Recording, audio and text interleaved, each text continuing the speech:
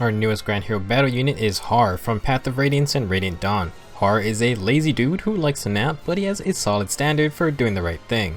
A somewhat popular character who is also pretty darn good in his games, Haar was an anticipated unit that a lot of fans were looking forward to. If you've seen the initial reaction to Haar's incarnation in Heroes, it's less than stellar.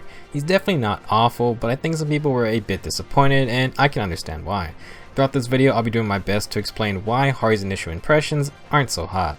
First things first, Haar is a flying axe unit. He has 45 HP, 37 attack, 25 speed, 36 defense, and 18 resistance. His base HP, attack, and defense are all outstanding, setting Haar up to be a great physical damage fighter. However, his low 25 speed and 18 resistance leave him open to enemy follow-up attacks, and he will be somewhat weak to magical damage. As a flying unit with low resistance, Haar is definitely susceptible to ranged attacks, being naturally weak to archers, and any decent mage will probably take him out in one round.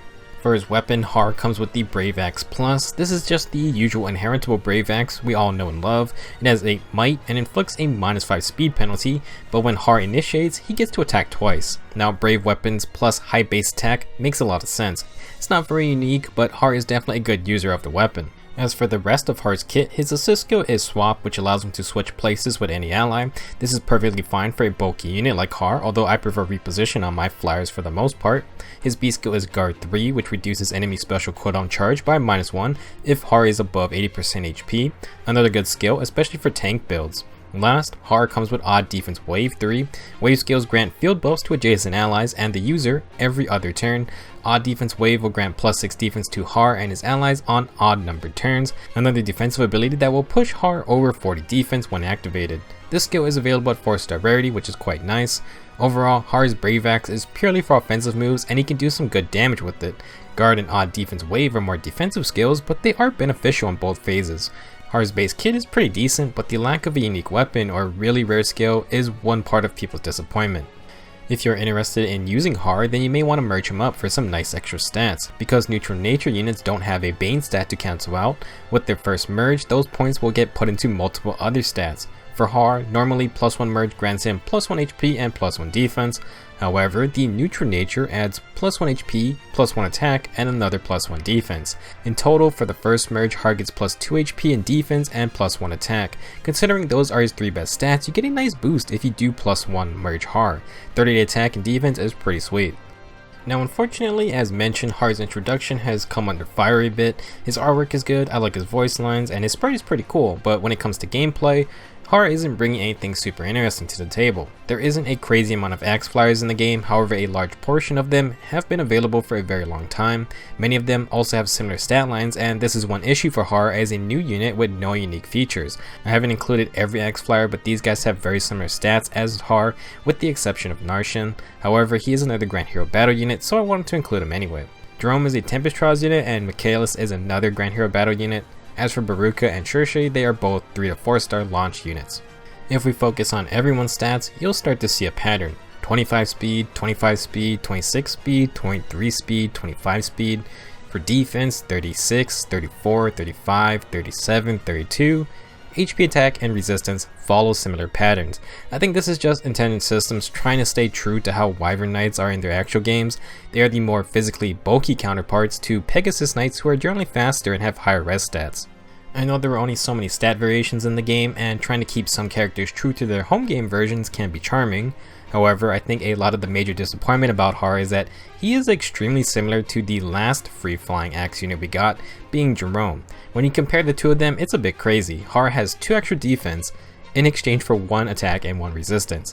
What makes things worse is that neither of them have unique weapons. Although Jerome's poleaxe is technically unique to him, if you inherit it to Haar, you basically have the same unit.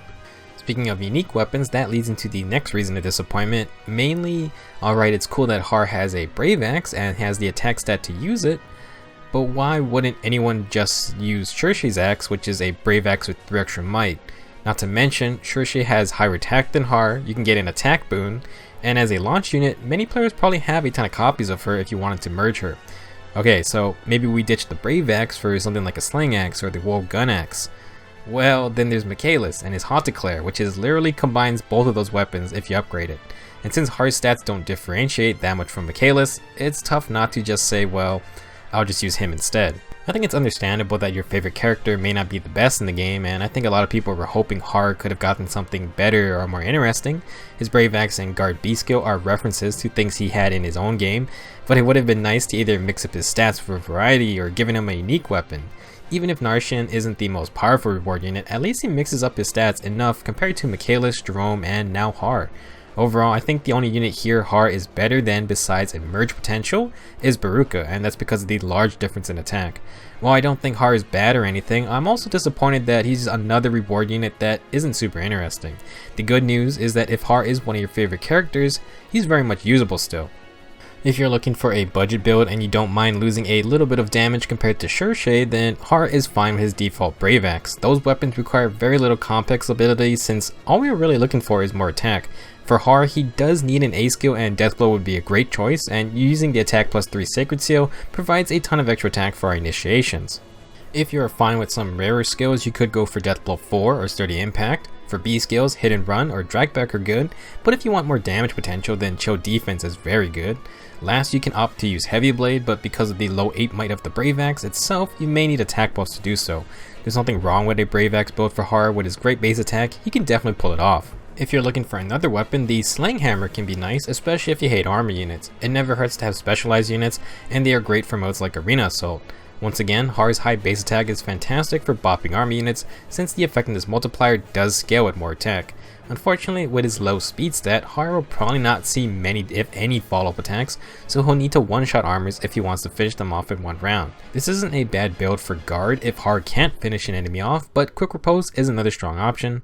Also, since he has odd defense wave and we have even defense wave as a sacred seal, Haar can use both of them to always receive +6 defense every turn. He'll also be buffing up his allies too. Once again, for more skill options, Quick Riposte can be in the sacred seal slot to give Haar some enemy phase presence. If you're having trouble with super tanky axe armor units, then Axe Breaker can be nice, and Savage Blow can help weaken other enemies so Haar can finish them off later. Last, we just have a very simple enemy phase setup where we let the enemy come to Haar, stack as much defense as possible, and then let Quick Riposte do all the work. Unfortunately, Haar will be best suited for physical damage tanking, so you still need to avoid magical damage. However, he can do his job quite well against physical melee attackers. You can use the Slang Axe refined for more defense, and an A skill like Steady Stance 4 would be the best option. I think the guard effect it provides is very nice, not to mention the +8 defense buff. For Sacred Seals, since we are baiting in enemies, Attack and Defense Bond would be perfect for more damage and more damage reduction. For specials, we take Ignis because it can be procced in one round thanks to Quick Riposte and the Slang Axe, assuming Haar gets doubled. If you don't have Steady Stance 4, which is understandable, you can switch things around. For example, we can go Attack and Defense Bond or just Steady Stance 3 in the A slot, put Guard in the B slot, and then Quick Riposte as a Sacred Seal. Another build option is to use the Hackle Lantern Axe. This is an axe with the guard effect with no HP requirement, which is really nice, and can be gotten from Halloween Dorcas, who can be gotten with Heroic Grails. With the Hackle Lantern, you'll want to switch to Bonfire to still activate it in one round potentially, still Quick Riposte and Attack and Defense Bond, and now the A slot is free for your choosing. Sturdy Stance wouldn't be too bad, and can be gotten from Halloween Dorcas too. Unfortunately, you would need 2 copies to get everything. However, if you can grab Steady Stance 1 from Celis, then you can only need 1 Dorcas to grab the 2 tiers of Hackle Lantern and Sturdy Stance 1 and 2. Besides Brave Axe builds, I think most hard builds will be defensive like this. There are many build paths, which is good because not everyone has these same types of fodder skills. So should you promote Haar to 5 stars? Well, he does have good HP, attack, and defense while sacrificing his speed and resistance. As we just saw, he is fine running enemy phase tank builds. However, we have many other axe flyers who can do similar jobs. In terms of skills, Haar's Brave Axe isn't exactly that special. Guard is nice to have since it's good on defensive builds. Odd Defense Wave is also excellent because it can self-buff Haar, and you can pair it with the Even Defense Wave seal for +6 defense buffs every turn. Overall, Haar is a solid unit, but he just has a lot of older competition. With no unique weapon, he won't stand out very much, and while Odd Defense Wave is not the easiest skill to get a hold of, its Even Wave counterpart did just get demoted into the 3-star summoning pool. If Haar had something crazy like Steady Stance 4 or Attack and Defense Solo, then I think people would have been a little happier, but let's be honest, that would have been incredibly unlikely. I think he is very much usable, but out of our 3 other free axe flyers, 2 of them are very similar stat-wise. It's unfortunate, but besides Odd Defense Wave, there's really not much of a difference between Haar and Jerome. You then have Michaelis, who has the Hot Declare. In conclusion, if you like Haar, go ahead and use him, but don't expect anything new or crazy in terms of gameplay. If you're a new player, I know it can sound discouraging to hear, this guy isn't interesting, or he's not better than some older units. Well, many players are passionate about their favorite characters, so it does suck a little when they may not be considered OP or at least live up to your expectations. I would say this game is a lot more fun if you use the characters you like, and with skill inheritance, any unit can be viable for something. Anyway, thanks for watching, I'll see you guys in the next video.